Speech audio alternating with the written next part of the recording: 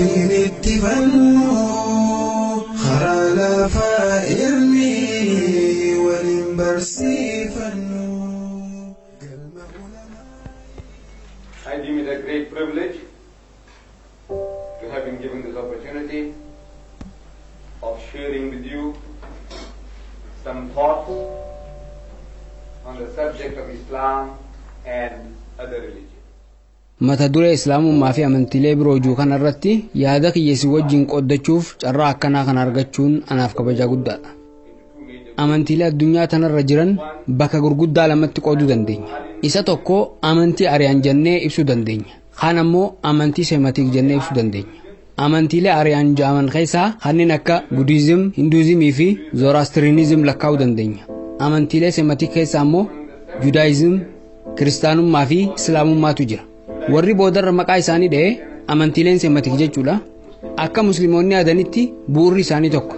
nuti musliimoonni akka islaamummaatti amantiileen sadeen kunniin amantii garagaraati jennee yaaduu hin dandeenyu. akka musliimoonni amananitti wanti judaayizim jedhamu hin jiru.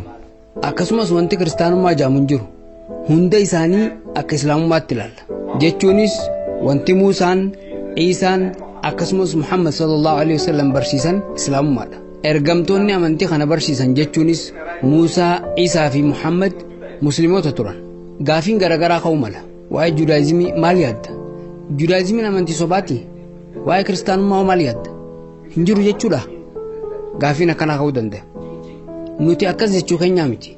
wanti nuti jechuu jirru barsiisni namoota gurguddaa sadan kanniini Muusaa, Iisaa fi Muhammad tokko. jechoonni kiristaanummaa fi judaayizim jedhaman bara namoonni amantii kanneen bu'uureessan jedhaman lubbuun jiranitti hin jiran ture. fakkeenyaaf Muusaan osoo har'aan tan waliin jiraate, yaa Muusaa amantiin tee maali jennee osoo gaafanne, an akka dhuunfaatti amantiin kiyya judaayizimii jee naaf deebisa jeen eegu. sababni isaa jechi kun jecha Muusaan dhagee hin beekne. jechi judaayizim jiru kun kakuu moofaa keessa hin jiru yookaan tawraat keessa hin jiru, talmuuda yahudaa yookaan mishnaa keessa hin jiru. bakkuma kamittuu argachuu hin dandeessan. eegasuu jechi kun eessaa dhufe? jechi judaayizim jiru eessaa dhufe? akkaana nama nutti wayita yahudoonni dachii Falastiin weeraranitti dachii Falastiin gosa gosaan adda qoddatan. gosti hundi dachii murtaa wayii qabate. ilmaan Juudaa yookaan ilmaan ilma Yaaquub iddoon isaan qabatan Juudiyaa jedhama. namoonni bakka san irraa fagaatanii jiraatan amantiin warra Juudaa kan dachii Juudiyaa irra jiraatan judaayizim jedhama jedhanii waaman. jecha kana yahudoonni nu fakkaata jedhanii fudhatan. haa ta'u malee kakuu moofaa keessa osoo barbaaddanii jecha akkas juun argattan. guutuu kakuu moofaa keessa jechuudha. tooraa keessas hin jiru, mishnaa keessas hin jiru, talmuud keessa illee hin jiru. haala kanaan amantiin kun maqaa kan argate. garuu Muusaa osoo gaafanne wanti inni nu deebisa jennee tilmaamnu amantiin kiyya amantii fedhinnaa cufa rabbii ol aaneef kennuuti kan jiru. kun hiikkaa bareedaa amanticha inni ilma namaa barsiisaa ture saniiti. amantii fedhinnaa cufa rabbii ol aaneef kennu. hima kanaaf akka afaan arabaatti jechi tokkichi bakka bu'u islaam kan jiru. gara kiristaanummaa wayita dhufnus qajeelfama wal fakkaataa arganna. Yesuus Kiristoos jireenya isaa kan dachii tanaa keessatti jecha kiristaanummaa jiru hin fayyadamu. an kiristaana jee hin dubbanne. wayita yeroo lammaffaa dhufu nu isa jidduutti argamne carraa isa gaafachuudhaa yoo argannee yaa Iisaa amantiin kee maali jennee osoo gaafanne, an akka dhuunfaatti amantiin kiyya kiristaanummaadha jee naaf deebisa jeen eegu. yoo akkas naan jee irra deebi'ee kiristaanummaa isaa kam jee gaafadha. kaatolika roomaati moo ortodooksa ba'aati moo adventistii guyyaa torbaati moo joovaadha moo kiristaanummaa isa kam jeetiin isa gaafadha. kanaafuu wanti an isarraa eegu amantiin kiyya amantii fedhinnaa cufa rabbii ol aaneef kennuudha kan juuta. hima kanaaf jechi tokkichi isa ibsu islaam kan juu. jechi islaam juu jecha salaam juurraa argame. hiikkaan isaatis nagee jechuudha. akka hiikkaa amantiitti islaam jechuun amantii fedhinnaa kee cufa rabbii ol aanuuf kennuu jechuudha. namni fedhinnaa isaa rabbiif kenne muslim jedhamee waamamu. hundee jecha salaamaa juurraa argame. hiikkaan isaatis qaama olaanaaf of kennuu jechuudha. kanaafuu walumaa galatti islaam jechuun nagaya fedhinnaa kee rabbii ol aaneef kennuun argattu. nuti hordoftoonni amantii islaamummaa musliimoota jenneef waamna. jechuunis nuti fedhinnaa keenya rabbiif kenneerra jechuudha. waan inni akka nuti hojjennu barbaadu cufa hojjechuuf qophiidha. akkaataa odeeffannoo karaa nabi Muhammadiin arganneen nuti Allah malee waan biraan gabbaru. waan kana fudhanneerra. Muhammad sallallahu alaihi wasallam ergamaa isaa ta'uu akka fudhannu ajajamneerra. kanaas fudhanneerra. farshoo nama macheessu dhuguun qabdan jaamneerra nuti harkaan isiin tu'u.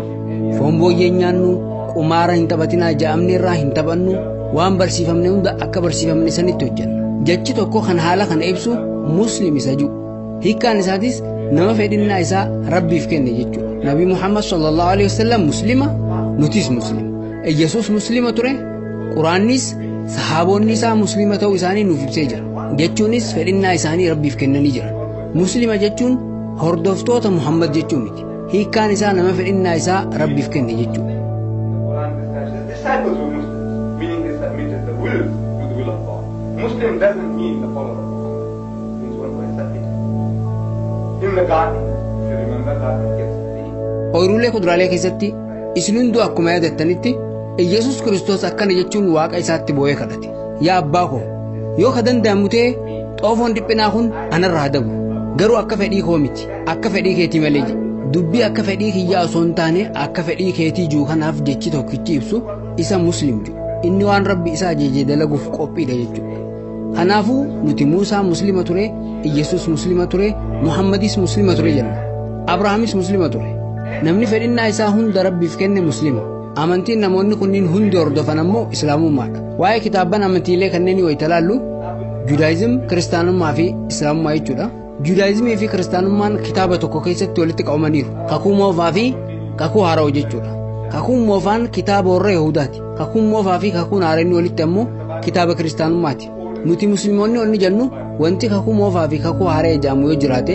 wanti kakuu xumuraa jaamu ammoo jiraachuu qabaa jedha Yahudoonni kakuu moofaa haga kitaaba macaafa milkiyaas raajichaa qofarraa fudhatanii kaafee dhiisan bakka san dabranii ilaaluun fadhan wanti rabbi isaanii kennu fedhe hundi kakuu moofaa keessatti xumurameera jaanii amanu warri kiristaanaa ammoo Yahudoonni if dura deemuu diduudhaan haqa dabsaniiru waan rabbi buuse fudhatanii beekumsa dabalachuu didaniiru jedhu musliimoonni ammoo waan warri kiristaanaa warra Yahudaatiin jiru warra kiristaanaatiin jiru isinis waan warri Yahudaa godhe gootan haga kitaaba mul'ata Yohaannis dhuftanii dhaabbattan maaliif gara duraa deemtanii gara kitaaba kakuu xumuraa fi wahii goolabbii dhufuu diddan jedhan sunis akka nuti waamnutti qur'aana gama amantiitiin waytalaallu amantiilee sadan kanneen jidduu wal fakkeenya guddaatu jira nuti amantiileen kunniin warra maddii isaanii tokko garuu kan sadarkaa garagaraa irra jiran jennee amanna bu'uura amantiilee kanneen waytalaallu dhaamsi isaanii kan bu'uuraa garaagarummaan qabu akka nabiyyoonni barsiisanitti jechuudha akka Muusaan Iisaanii fi Muhammad sallallahu alaihi wasallam barsiisanitti jechuudha ajaja Yahudootaaf kenname kan duraa waytalaallu afaan Ibruutiin akkana jedha Shama Israa'il adnaa ilaahayn adnaa ikhra which means hiikkaan isaatis dhaga Israa'el rabbi gooftaa keenya rabbi tokkicha kun ajaja duraa rabbii Muusaatti kennee macaafa keessatti kakuu moofaa keessatti galmaa'e